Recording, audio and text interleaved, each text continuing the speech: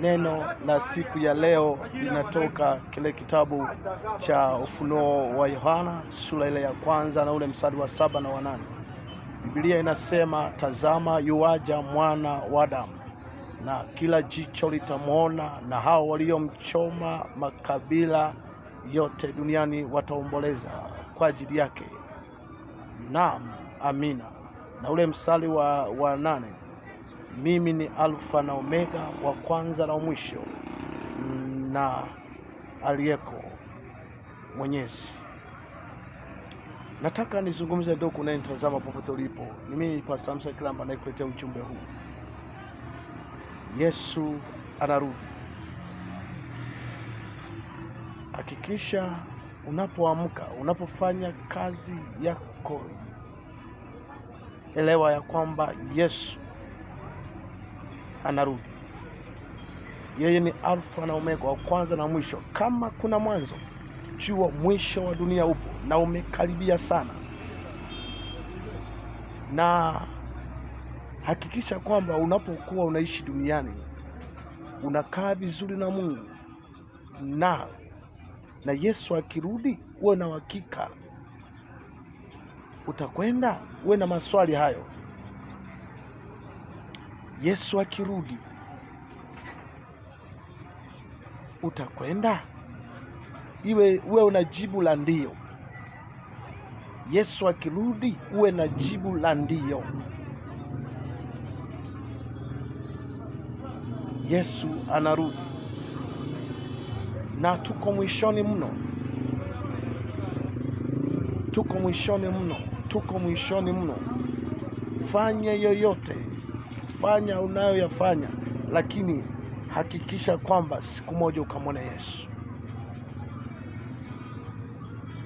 Hakikisha siku moja ukamwona Yesu. Na pia hakikisha jina lako linaandikwa kwenye kitabu cha uzima wa milele. Hakikisha jina lako linaandikwa kwenye kitabu cha uzima wa milele, na siku ile liitwe katika uzima wa milele. Yesu amekaribia kurudi mno.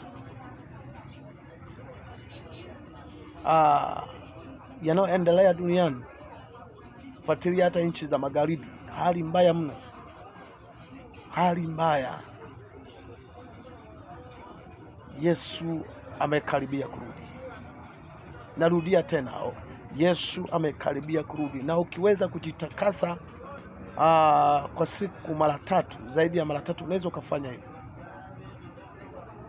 Maana hatuijui saa, hatuijui dakika, hatuijui sekunde, hatuijui itakuwa saa ngapi. Na watu wengi wamejidanganya, nasema hakuna mwisho. Nataka nikwambie mwisho upo. Kama kuna mwanzo, elewa kwamba mwisho upo, na mwisho huo umekaribia mno. Tumeona ile Ufunuo sura ile ya kwanza mstari wa 7 na wa 8.